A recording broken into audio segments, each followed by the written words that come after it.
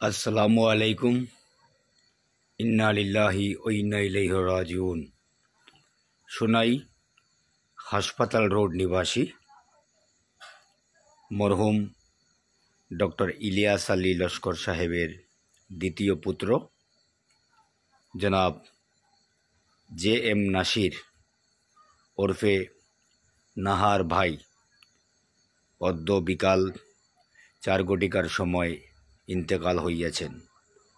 ওনার পবিত্র জানাজার নামাজ আগামীকাল 21শে ডিসেম্বর বৃহস্পতিবার 1:30 সময় সোনাই ফুটবল ময়দানে অনুষ্ঠিত হইবে।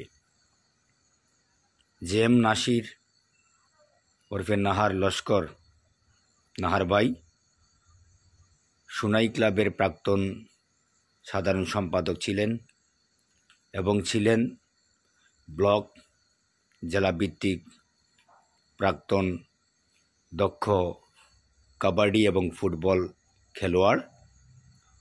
তাছাড়া সোনাই সমষ্টির প্রাক্তন বিধায়ক মরহুম আনোয়ার হোসেন লস্কর রানাবাইয়ের 10 বছর কার্যকালের সময় ওনার প্রতিনিধি অর্থাৎ নমিনি হিসাবে দক্ষতার সহিত সততার সহিত কাজ করে গেছেন।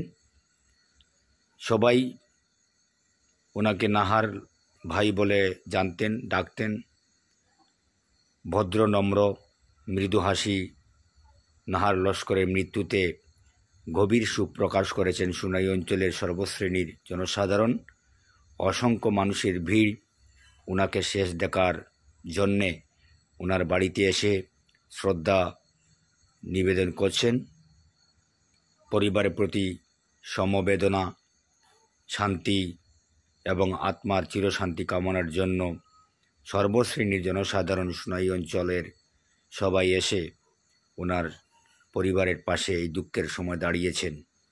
উনি এক সময়ও সোনাই যুব কংগ্রেসের সাধারণ সম্পাদক ছিলেন।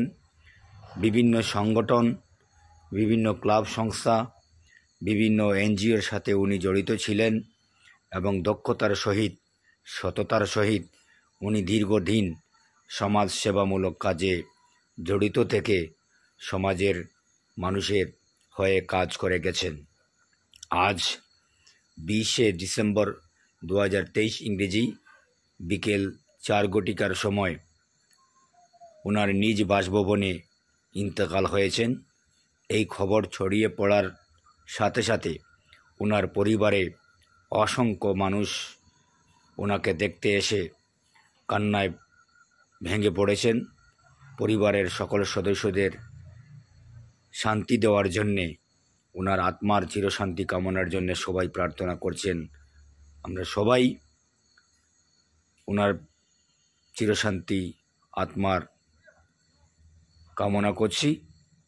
আমি এনামুল ইসলাম লস্কর, সোনাই ক্লাবের সাংস্কৃতিক ও সামাজিক সম্পাদক এবং সোনাই ঈদ মিলন উৎসব উদযাপন কমিটির সাধারণ সম্পাদক, তৎসঙ্গে ভারতীয় জাতীয় কংগ্রেসের কাছাড় জেলা সংখ্যালঘু বিভাগের সাধারণ সম্পাদক এনামুল ইসলাম লস্কর গভীর শোক প্রকাশ করেছেন ভারতীয় জাতীয় কংগ্রেসের কাছাড় জেলা কমিটির সংখ্যালঘু বিভাগের চেয়ারম্যান জনাব আনসার হোসেন লস্কর রিঙ্কু ভাই এবং সোনাই ক্লাবের প্রতিজন সদস্যরা এবং সোনাই ক্রিকেট অ্যাসোসিয়েশনের প্রতিজন সদস্যরা গভীর শোক প্রকাশ করে পরিবারের প্রতি সমবেদনা জানিয়েছেন।